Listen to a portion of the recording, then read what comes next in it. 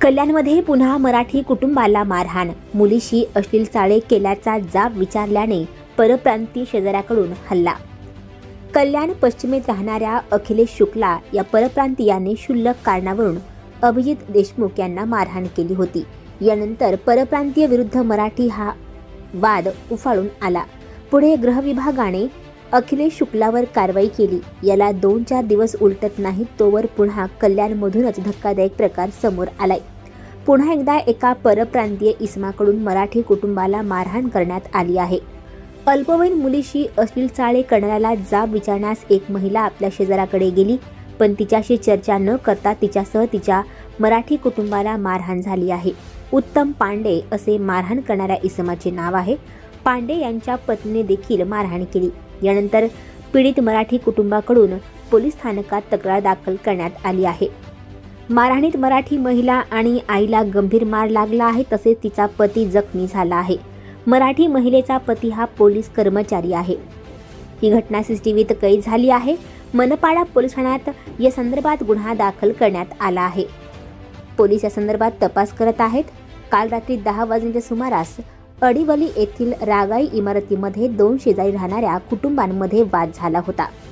लहान मुलांच्या खेळण्यावरून हा वाद झाला होता।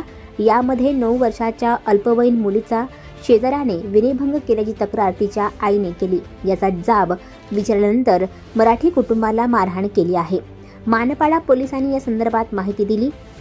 घडलेल्या मारहाणीचा प्रकार सीसीटीव्हीमध्ये कैद झाला आहे। कल्याणमध्ये सलग दुसऱ्यांदा मराठी माणसाची परप्रांतीयाद्वारे मारहाण केल्याचे मोठे प्रकरण समोर आले आहे। या प्रकरणावरून स्थानिकांकडून चिंता व्यक्त केली जात आहे। मानपाडा पोलीस ठाणे हद्दीमध्ये काल रात्री 10 वाजण्याच्या सुमारास आडिवली परिसरामध्ये राहणारे एका रागाई कॉम्प्लेक्स रागाई इमारत आहे, त्या ठिकाणी 2 शेजारी राहणाऱ्या कुटुंबामध्ये वाद निर्माण झाला होता। तो मुलांच्या खेळण्यावरून वाद निर्माण झाला होता।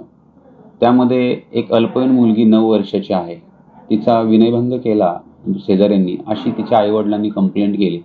त्यानुसार आम्ही गुन्हा दाखल करण्यात आलेला आहे आणि त्या पुढील कारवाई आरोपीचा शोध घेऊन त्या पुढील कारवाई करण्याची आम्ही तजवीज ठेवलेली आहे। त्यासाठी तसे रिलेव्हंट सेक्शन्स आम्ही गुन्ह्यात लावलेले आहेत।